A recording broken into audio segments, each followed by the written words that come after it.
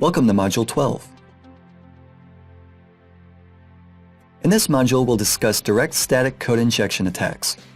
A direct static code injection vulnerability is a special instance of the PHP injection flaw.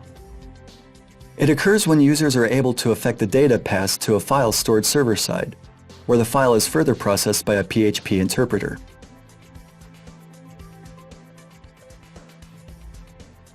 Let's take a look at an example designed to illustrate this. The file contains a simple script which logs visitor parameters. A file is opened server-side. Next, the script writes data to the file such as a user agent, session length, and IP address. Date and time is generated by a PHP interpreter, and IP address is referred by a web server, which means that both values will have a specified format. User agent, on the other hand, may hold any format. As you can see, the input is unfiltered and is logged directly to a file.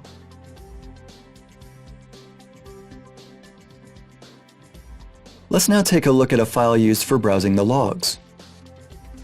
Our database file, which holds visitor records, is added to log view PHP. The include function parses the file and executes the embedded PHP code. You can see here sample database entries. Let's see now how the script works in practice.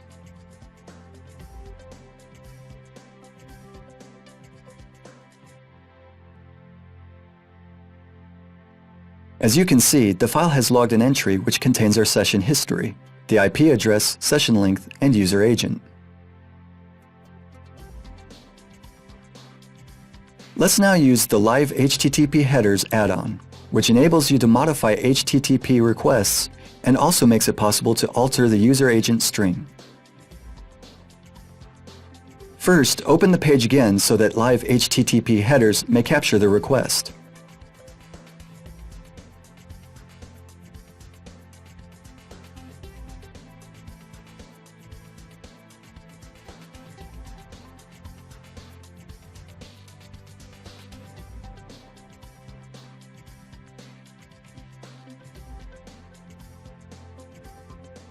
Generate a new request based on the captured query.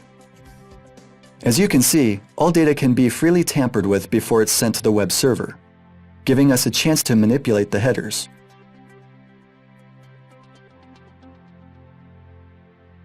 Let's try to put the following record into our database.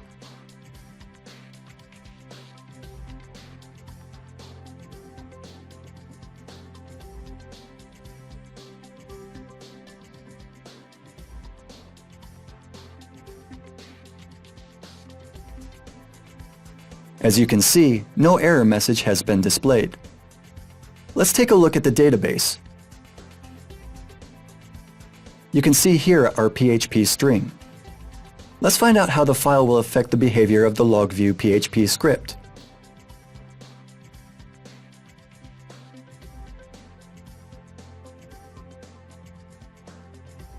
The injected PHP code has been executed as predicted.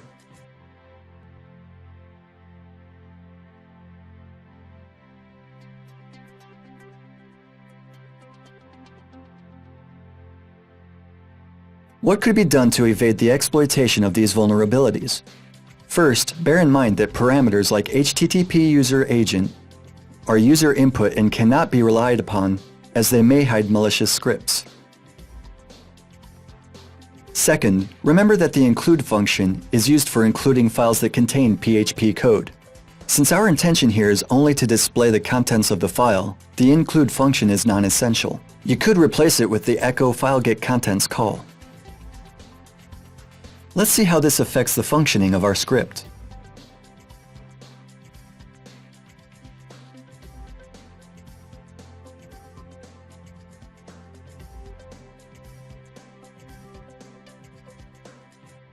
As we can see, the PHP code has been displayed but has not been executed. Is this enough to secure ourselves from an attack? Unfortunately not. If the code is displayed only, a hacker may inject an image code instead of PHP. resulting in an XSS attack.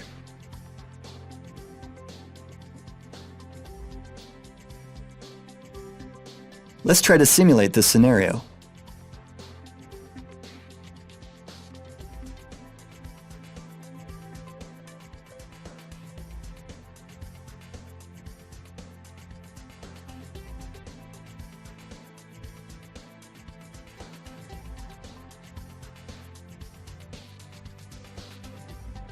To do this, make slight changes in the request.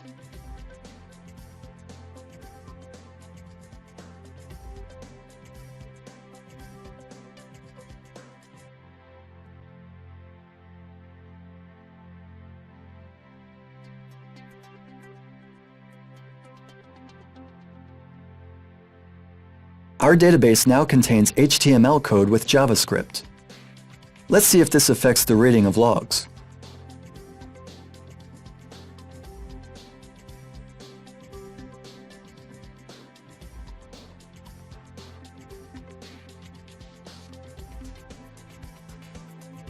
As we can see, the JavaScript code has been executed, which makes this an instance of a cross-site scripting attack. These types of attacks will be discussed in greater detail in Module 14. For now, remember to never underestimate the risk connected with inadequate user input parsing. We could use the HTML special cars functions to convert characters used in HTML tags into entities that are displayed but not interpreted.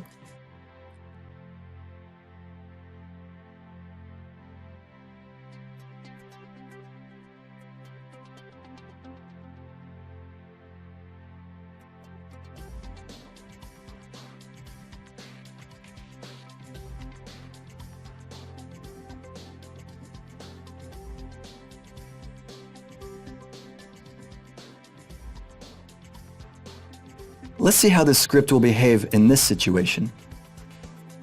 Clear the added data from the database and execute another HTML request.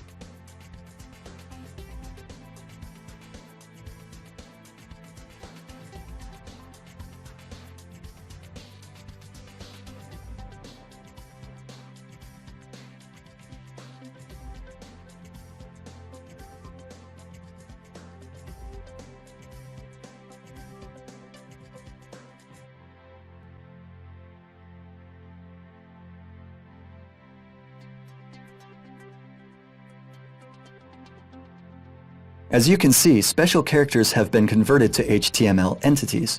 They are displayed on the page, but JavaScript code has not been executed, which means that we've managed to successfully protect ourselves against a code injection vulnerability. That's all in Module 12. Thanks for your attention, and see you in the next module, which will focus on SQL injection. See you there.